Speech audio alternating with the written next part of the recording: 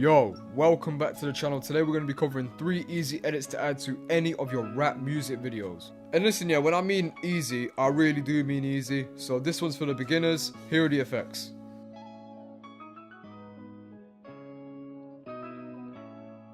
They ain't too bad, are they? Come on, man, it's a sunny day out in Brom. I've come dressed for the occasion. Got the Temu D squared on lock, if you know what I mean. Anyways, yeah, forget that. Let's just get straight into it. You didn't hear shit. Now this one's real simple. All you gotta do, grab your 2 clips and add a marker in the middle so we can find the point easier.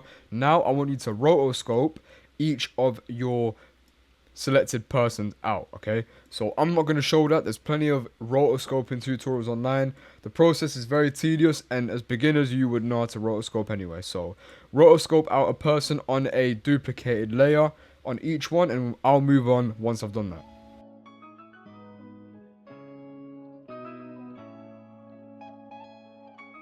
Okay, so after you've done both of them, make sure you freeze it, and then you can also play with the feather after to kind of make things a little bit smoother. It doesn't have to be perfect, but remember, do it on full resolution, and I'll show you how to do that in just a second when this finishes.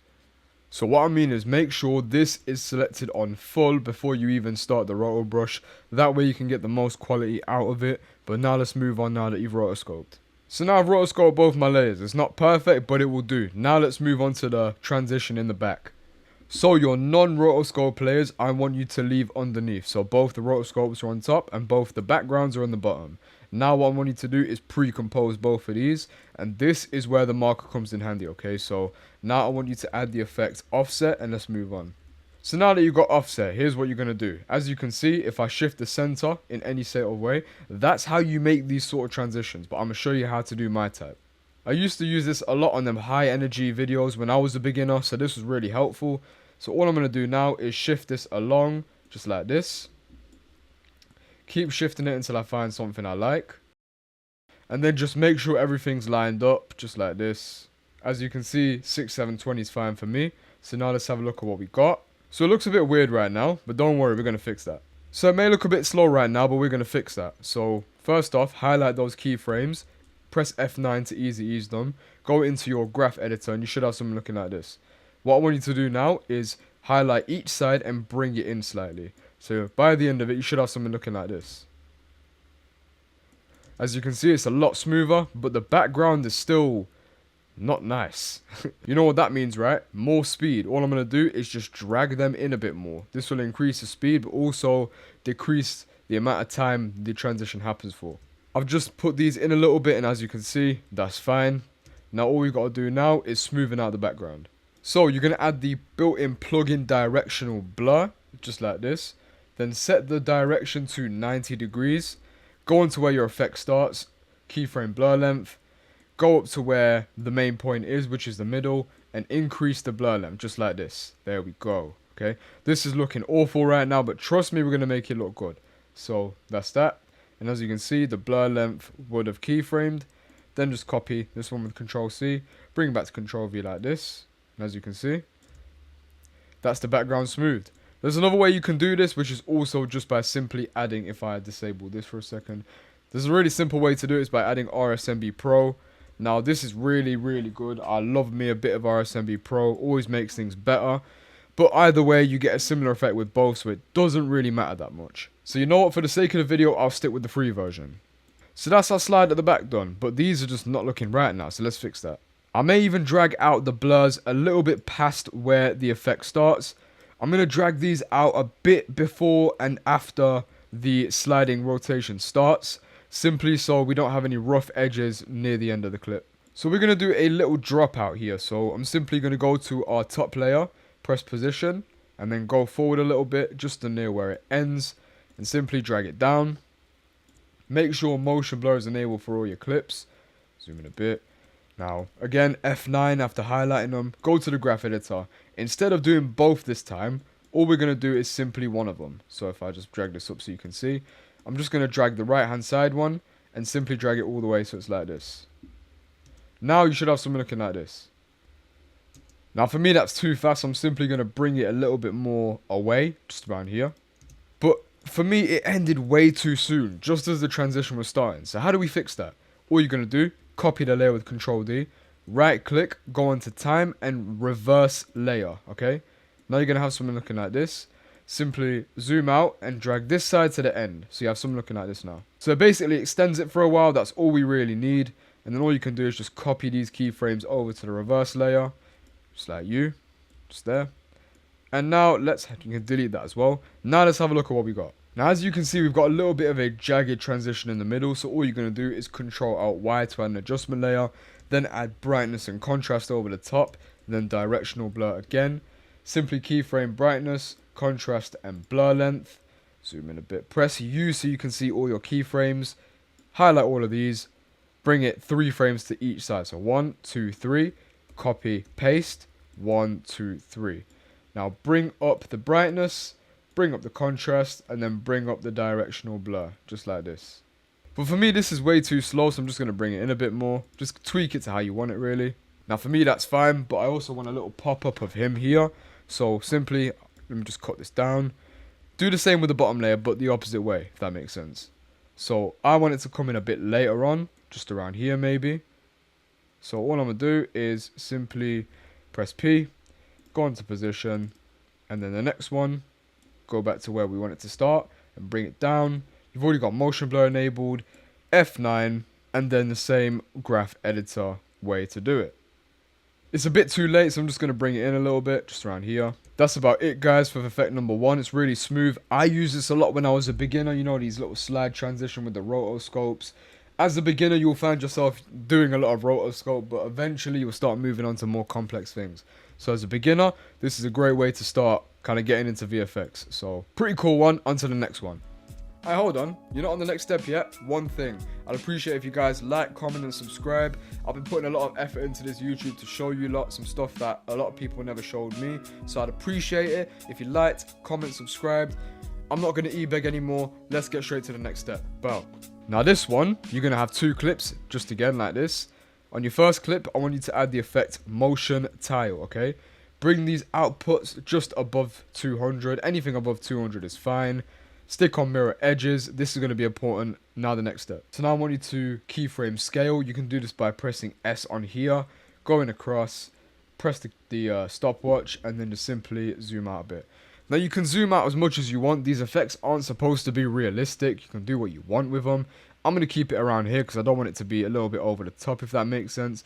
Drag it right to the end, and even, what would be better if you drag it a little bit after. You'll see why in a second. So go on to this, F9, just like the last one. But instead of this time, you're going to see it's upside down now, that's normal. Instead of it just being like this, I'm going to drag it a little bit more this way. So it starts off slow and goes fast, just like that. But I want mine to be a little bit quicker. I'm going to zoom out quite a bit. As you can see, it limits me there, so all I'm going to do is bring the motion tile up even more, and that's what I got. This ain't supposed to be a realistic effect, by the way, guys.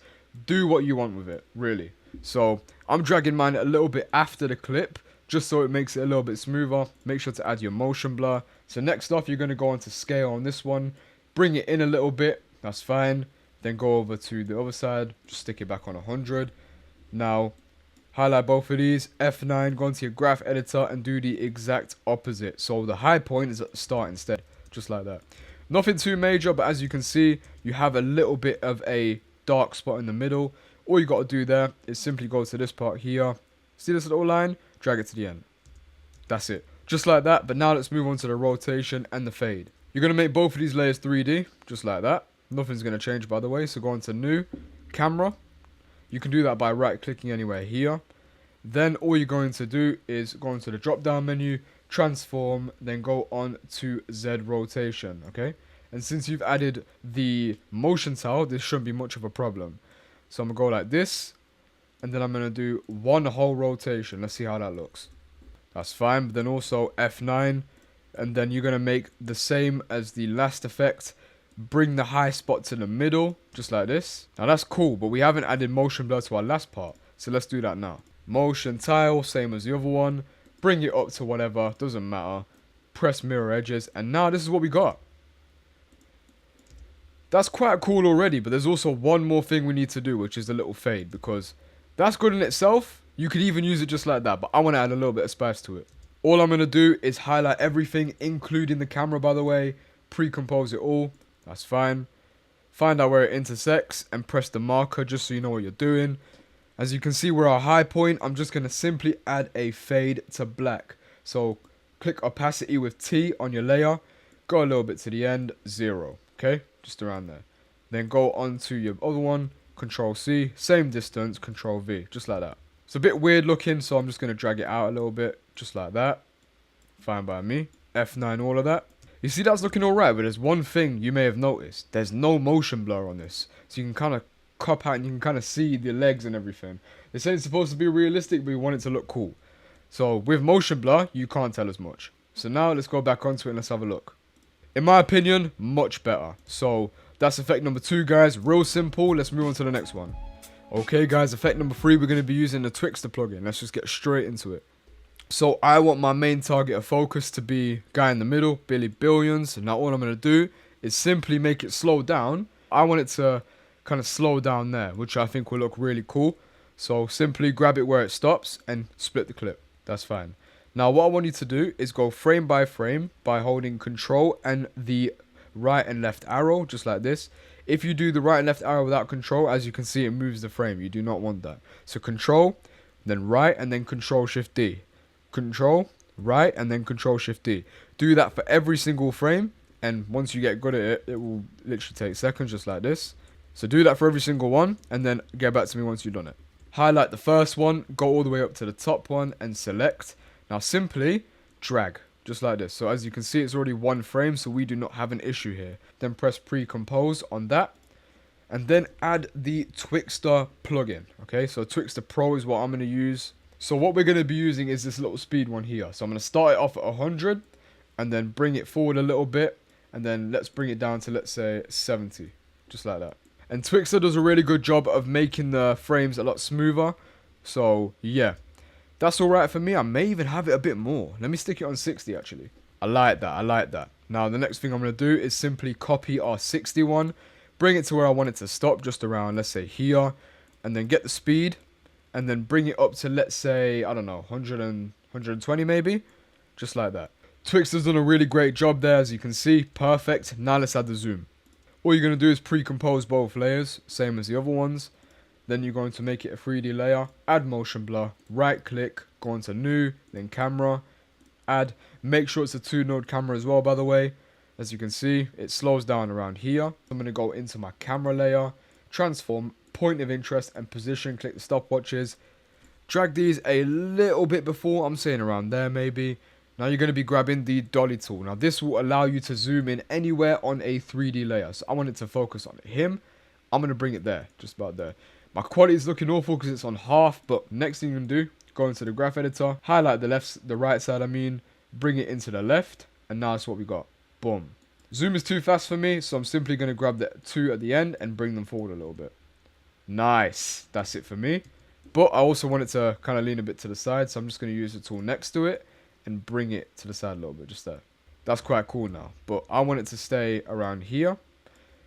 And then as you can see, he moves a bit this way. So I'm simply going to bring it around here. You may notice this as well. It may copy over the graph effects. So simply highlight the left side of the new one and just change it back to normal. Just like this. So now after that little zoom in, this is what we got. Real simple and does the job perfectly if you want slow-mo effects. So yeah, man, that's it. We've come to the end of another beginner tutorial. Hope you lot enjoyed it. More importantly, I hope you learned something. I always say this, but again, make sure you're implementing what I'm telling you to do, because either way, if you learn something, it's cool. But if you don't know how to remember it, that's something different. So make sure you're actually implementing what I'm teaching you. Get straight to it. Good luck with what you're doing. You can do it. Have a good day, night, whatever's going on your side. I'ma for sure need the luck for real. I got tons to do today. So crush the day, you lot. I'll see you lot later.